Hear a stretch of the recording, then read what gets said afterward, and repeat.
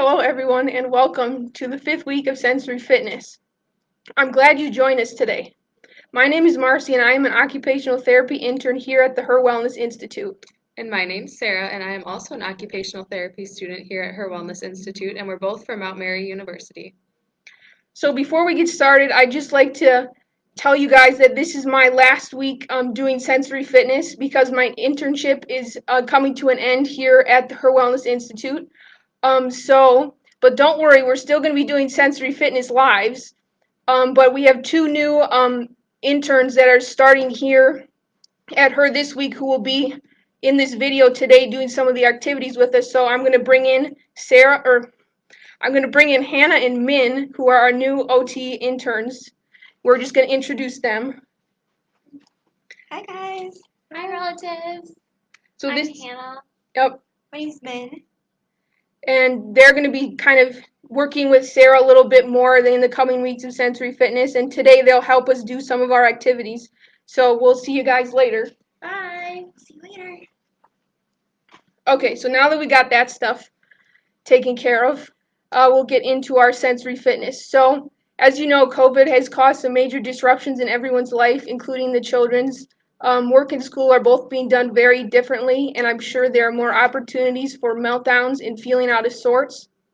So, sensory fitness is here to help us learn about regulating our bodies and getting us back into that just right place.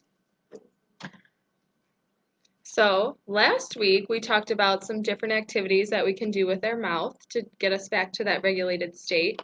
And we also talked about how we could use straws and some different breathing techniques and how those can be beneficial. So, you can check that out.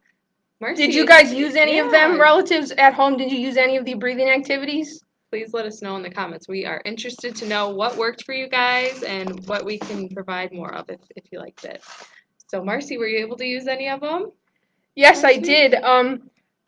What did I use? I used the bubble mountain.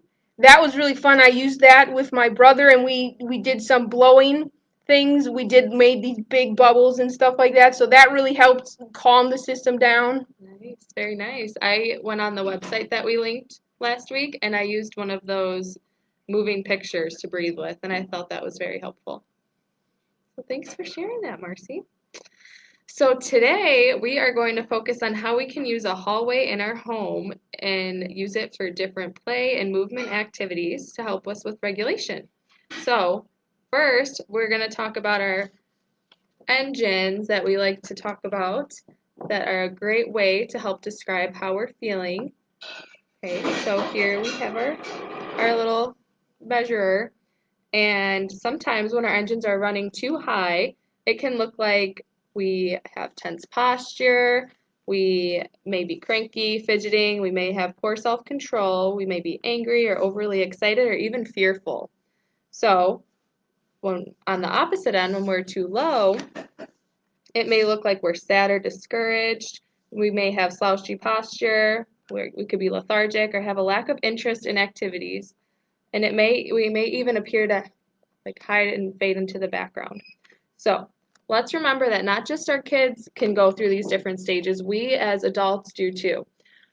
But we have created strategies for ourselves to get us back to this just right as we have grown and developed. So that's why it's important to work with your child to help them develop their own strategies and use some tools that we're giving you to help them get back to this just right position, this just right gear.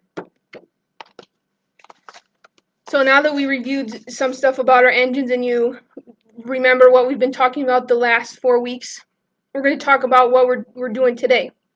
So today's topic is play and movement.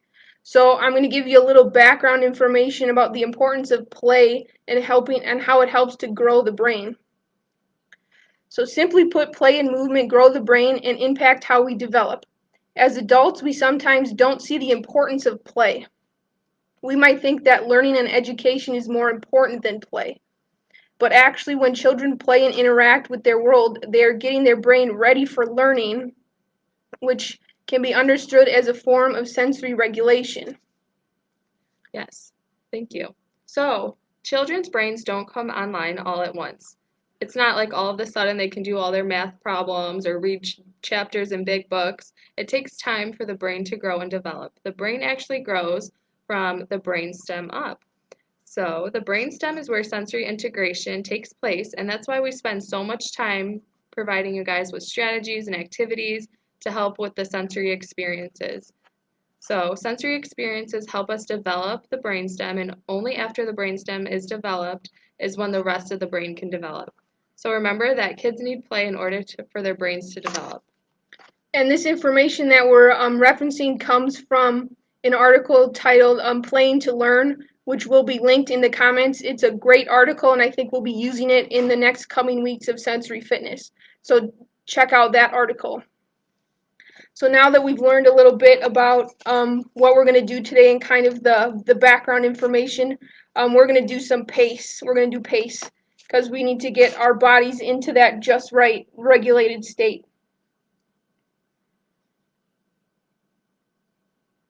So what we're going to do first is we're going to bend down and touch our toes, and then I want you to just keep that information in the back of your head, and we'll use it in a little bit. So let's bend down and touch our toes. Okay, now we're going to start with pace. So our first thing to do is to drink water because water increases the electricity in the body.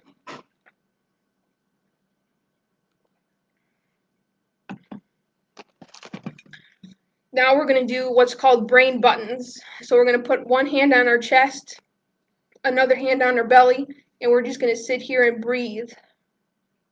You can close your eyes if you'd like.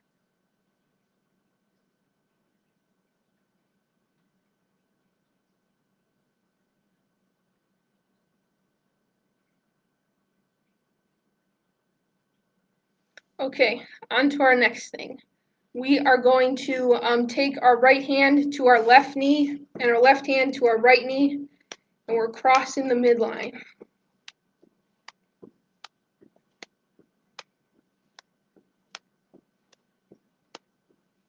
Just do a couple repetitions, and then we can stop. Now, I'm going to have you cross your ankles. Put the backs of your hands together.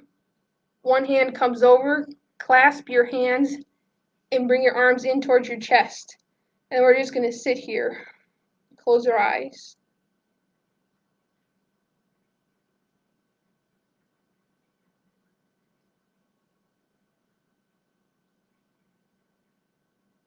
Okay, we can uncross our arms and our legs. We're going to put our fingertips together.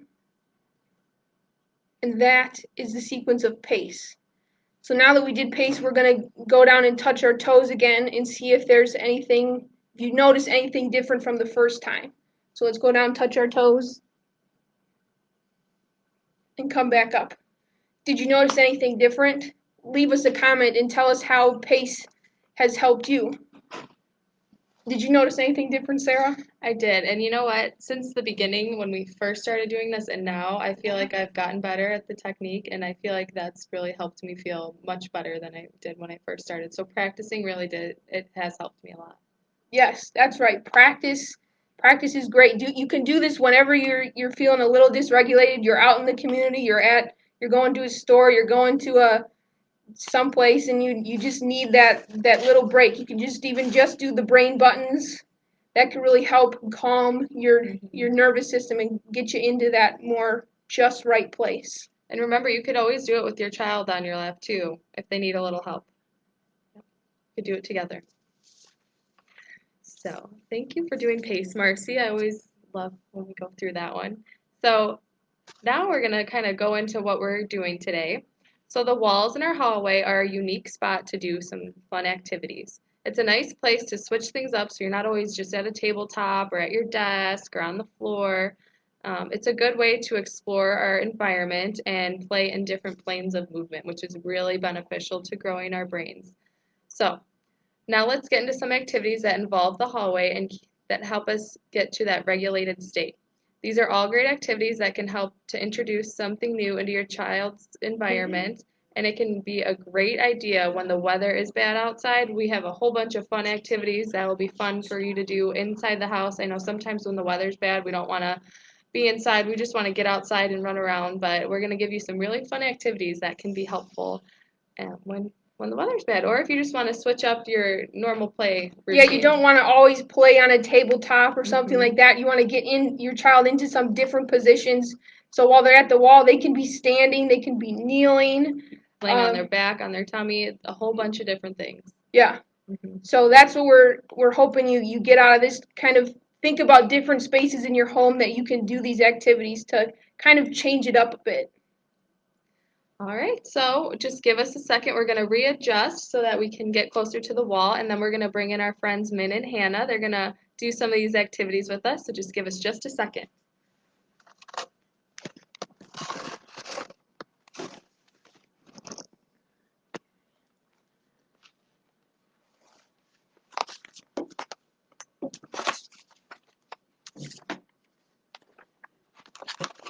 So this is the wall we're going to be using right here.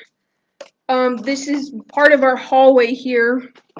So we're going to set up a paper towel tube and a tissue box where you can like stick it to the wall and like do like almost like a basketball game, things like that, where you could put things in the tube. Yes, so we have two different options. First, I'll show you the one with the paper towel tube. Just gonna grab what I need.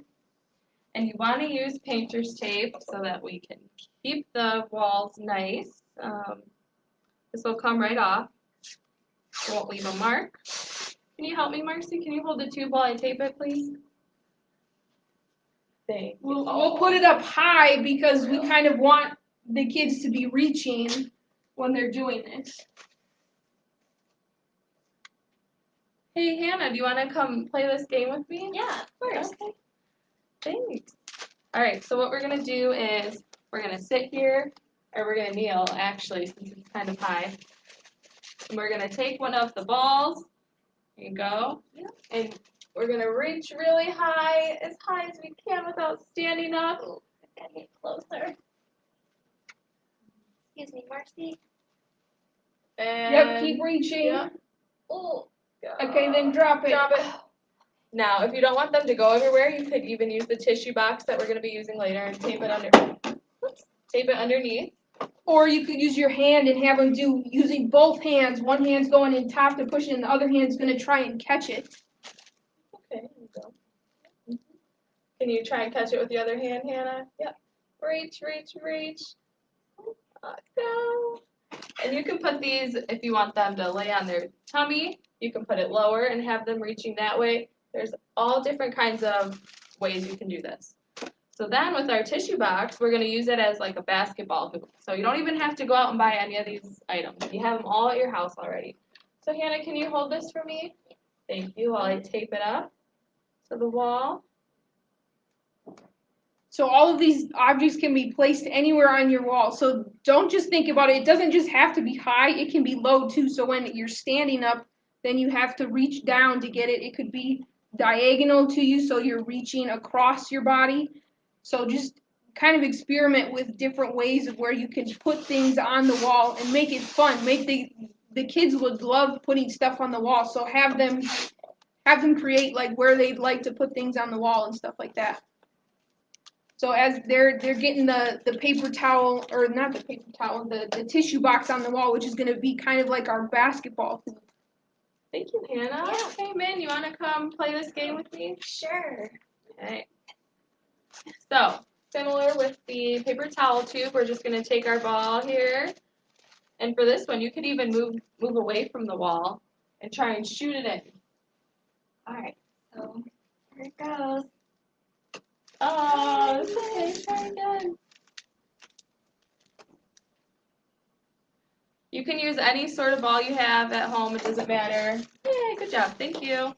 It's just a really fun game to involve some movement, so your kids aren't always sitting around on the couch playing their video games and on their iPads. Getting them involved in some of these movement activities, which helps to grow the brain. And with these ones too, you can even make them part of a relay race. All these activities that we're giving you, you can make into an obstacle course, a relay race, just to switch things up and make it super fun for them. Okay, so our next activity that we're going to do on the wall is some Legos. So I don't know if you guys have seen these, but I'll show you what they are. There's these Build Bonanza Lego strips. They're sticky, and they stick right on the wall so that you can put your Legos anywhere, basically. So I know most kids, I think all kids these days love Legos. Yeah, what's You not pro- to love? Yeah, you probably have some Legos laying around your house that it's kind of getting boring to just do them on a table or something like that. So you can use these strips. Got these at Menards for like $2, and you get like 12 feet of these Lego strips that you can put on the wall in different areas, in different patterns. You can cut this into a different lengths. So we're going to stick this to the wall and use our Legos and do some cool creations with our Legos on the wall. You can also build like little tracks on the wall with these Lego strips to use like your car. You can drive your car on the wall. So I'm going to go ahead and stick this on the wall. We're going to go over here.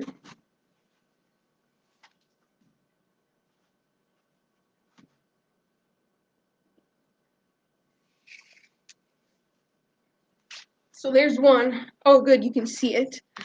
I'm going to stick another one on there, so it's going to be like our race car track. But then you can build your Legos on the wall. So instead of sitting and building your Legos at a table, they have a different surface that they have to build them on, and they have to do a little more movement while they're building their Legos.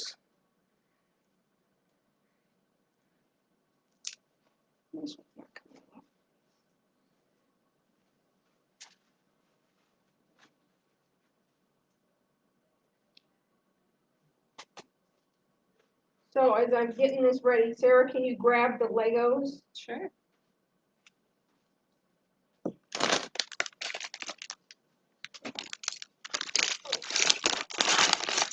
So hopefully this one's gonna stick.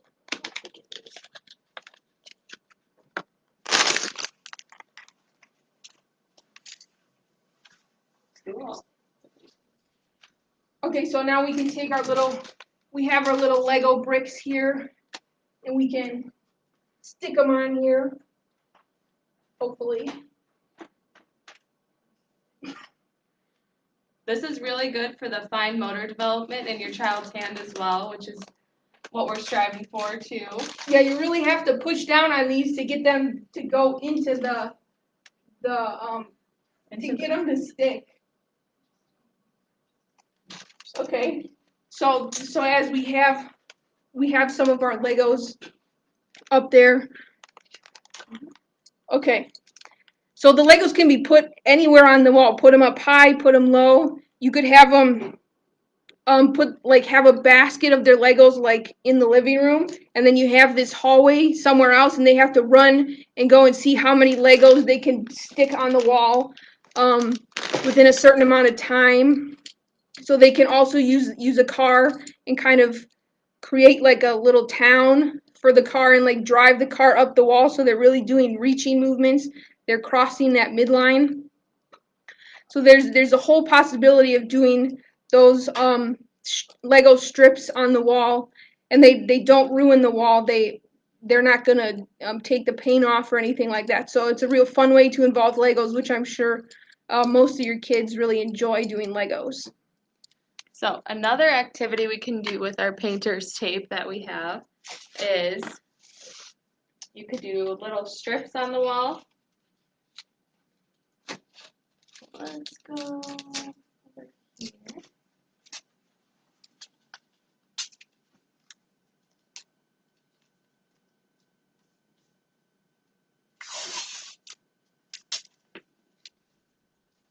So just remember, all this stuff we're putting on the wall is to involve movement, because movement helps grow the brain, helps grow that brain stem so that you can then access some of the more cognitive parts of your brain, the more kind of difficult thinking that you have to do for school. Okay, so with the strips of painter's tape on the wall, you can have them sitting down, laying down, and have them walk up the wall with their arms. So you can do as many as you want. You can put them over here, have them jump from one to the next, all types of different things. Or you can put one really high and they have to jump for it to get it. That would be a good one to, if they have a lot of energy and you really don't know what else to do, just grab a piece of painter's tape, put it on the wall, and have them jump and see how many times they can hit it. Try and give them some of that movement to bring their engine back into that just right place. That jumping provides that proprioceptive input when they're landing on the ground. That input's going into their joints, and that's calming them. Yes. That's a great idea. All right. What else do we have, So Marcy? let's see, what else are we going to talk about? Oh, some movement cards that we have over here. So you can create these on your own and like make these little cards that have really goofy movements on them. So like have them like animal walks, like walk like a penguin, walk like a duck, walk like a tiger or a bear or maybe a snake, something like that. So you can pick out. We have some cards here that we can do. You can do some weird movements on them. This card says, pull your friend across the room on a pillow. Oh, that's a real fun one. I love that one. Yeah, that's fun. I think any kid would like that. So as they're on their blanket on the ground, the kid who's pulling it is getting a lot of heavy work that's working their muscles and their joints and giving them that heavy proprioceptive input. And the kid that's in the blanket is also getting some tactile and some pressure input because they're being dragged across the floor. And then you have them switch it up, and then I would think they would probably think that's really fun. Yeah, I think so. So create some type of movement cards that they can do in the hallway. They can pick out some things to get their bodies moving a little bit. So we can also incorporate breathing into the wall. So we talked about breathing a little last week and about pinwheels. You could place a pinwheel actually on the wall, just tape it on the wall, and then that allows them to be standing up, nice big, nice tall posture, working all those breathing muscles so they're not like slouched down like this when they're blowing the pinwheel. So if you tape it up on the wall and then they can focus on breathing and blowing. But that's also a visual thing too. So it's providing them with some visual input that might help calm that body down and get it into that just right place.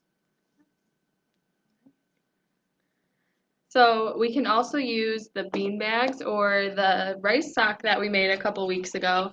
Today we have some bean bags, and you can be sitting in the hallway or standing in the hallway, whatever you want to do, and go to opposite ends of the hallway. If you have hardwood floors, you could slide it across and see how far it can go if it could get to the other person. If you have carpet, it's going to be a little difficult, so you can toss it gently, underhand toss to the next person. Are you ready? Yeah.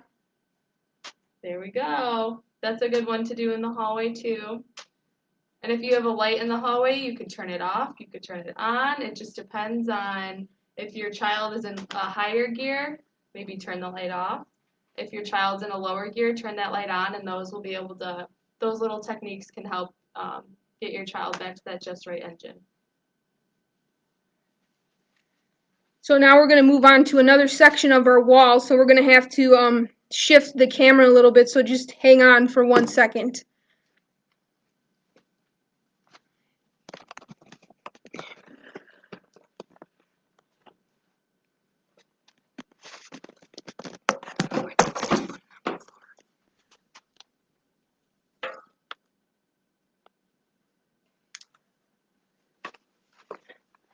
Okay, so as you can see, this is a wall that we've got two walls right next to each other. This is in a hallway.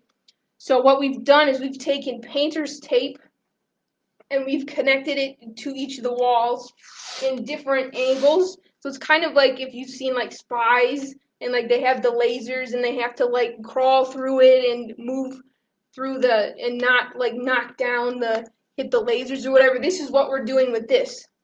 So you're gonna put it up. Have your child help attach the tape to the wall in any way they want. You can make it really easy where you could just put one or two and they have to crawl under and go over, or you could put a couple. So we're gonna put some more on our wall here.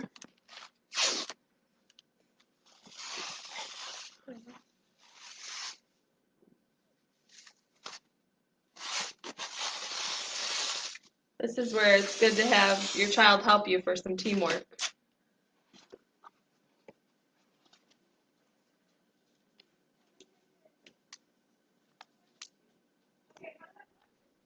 Okay, so once you have your tape all set up, then you're gonna have your child see if they can climb through the wall without knocking down any of the tape.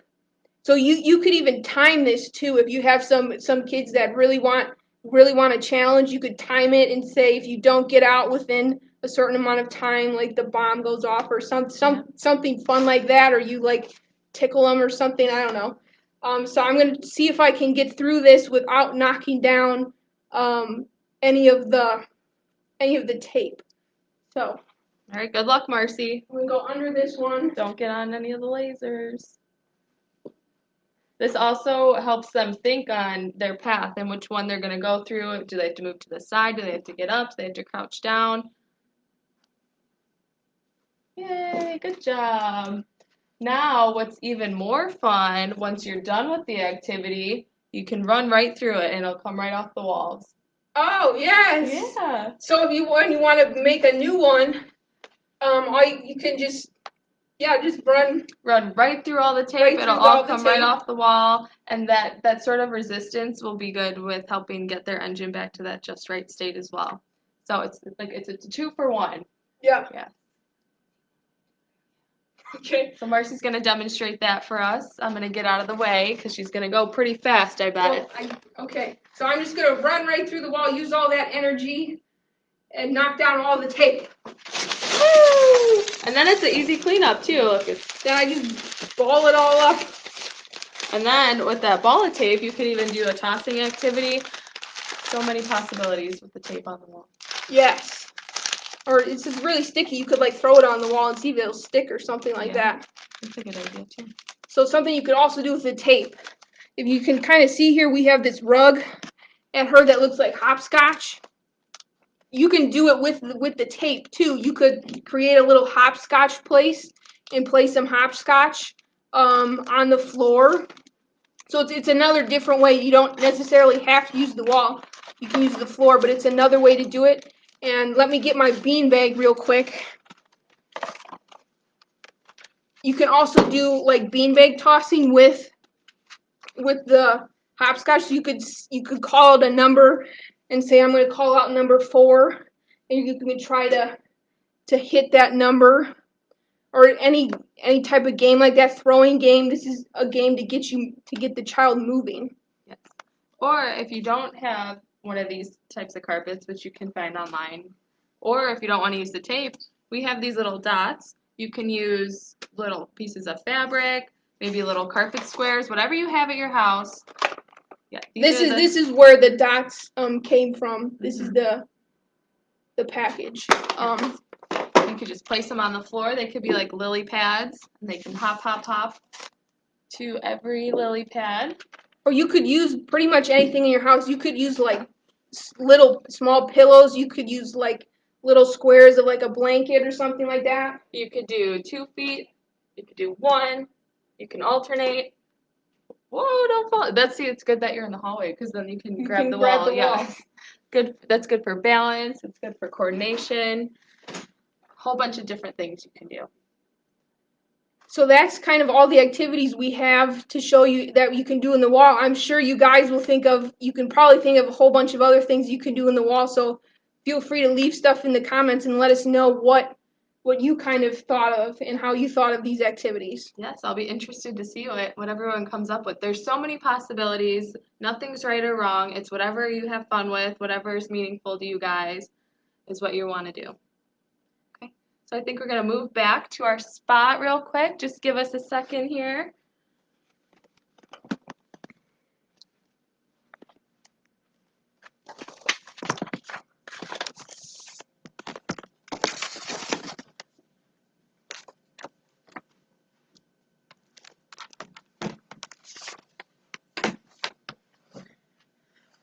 So all this stuff we were talking about is all about movement and the importance of movement growing the brain. So remember, I talked about that article, How Playing to Learn. So always remember that. Get your kids moving, because that's gonna essentially will help them with their schoolwork and stuff like that. So over the weeks, we've talked a lot about sensory integration. So let's just refresh our brains real quick on what that is. So sensory integration is the ability to organize sensory information for use. Sensory information can come from the outside world or it can come from within your body. Outside information comes from our 5 senses, which are smell, taste, hear, see, and touch. Some internal sensory input includes sensations of the muscles and tendons in the joints, which is called proprioception, which Marcy was talking about earlier with the jumping and all those big movement And activities. pushing the Legos on there, that's giving a lot of proprioceptive input, that heavy work, which is good for helping to grow the brain. Now, vestibular is another sense that we have that helps to grow the brain. So when a child is crawling, rolling, jumping, spinning, rocking, they are receiving sensory input. This is an internal sense, the vestibular sense. So various forms of playing have a direct and positive impact on the vestibular system, which is centered in the brain. Play is an important part to helping develop balance and coordination. The brain grows from the brainstem up. So by activating the vestibular system, which is located in the brainstem, by doing play and various movement types of activities, we are helping to develop that brainstem. And then once that brainstem starts getting developed, they'll start learning how to regulate their system and their bodies and getting their engine into that just right gear. Once that brainstem is developed and they're learning about regulation, then they can start doing some of those more cognitive skills, like their math problems and their reading and stuff like that. So always remember that brain development starts from the brainstem and goes up into the cortex. Yes. So, as we talked about before, behavior is not just behavior just because they feel like acting that way. What it really means is what the sort of behaviors they're presenting is how they're working inside. So how their brain is currently working, what state their brain is in, what they need to feel better. So sometimes when we need to feel regulated and we don't know how, it may be seen as a outburst of bad behavior, but really we just want to take a step back and remember that it's just how our body is operating at that time, and there's nothing we can really do besides try some of these activities and these tips that we've given you to try and get us back to that just right engine. So all the things we've talked about in today's sensory fitness and the things we've talked about previously, all these sensory tools, you need to, when you're using them, watch what your child is doing before the activity and after the activity. This is called being a sensory detective. So if you can watch what's happening before and after and see if there's a change in behavior, there's a change in they look like they're more regulated, they're able to relax more, they're able to communicate more, their movement slows down, their breathing slows down.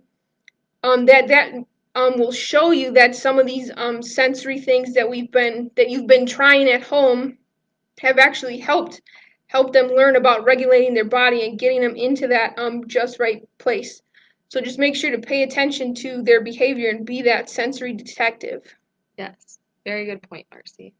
So we are looking forward to seeing how you guys use some of these activities next week, and we want to know if you guys came up with your own, so please leave us a comment. And remember that all the engine states, either high or low, we can do some things, some activities to get us back to that just right, which is where we operate best. And So okay, so if sensory fitness isn't, if you're having difficulties with sensory fitness, you still think your child needs some help, feel free to contact either of us on our emails. with the other two OT interns coming too, they'd love to talk with you and have a conversation about sensory and occupational therapy. So just email us if you have any questions. Yes, and on that note, Marcy, I want to thank you for doing this sensory fitness with me. It's been fun. I think we've learned a lot together. And we're excited for our other two interns, Hannah and Min, to join our team and learn with us as well. So you'll be seeing them with me in the coming weeks. Can't wait to work with you. Thank you. Bye. Bye.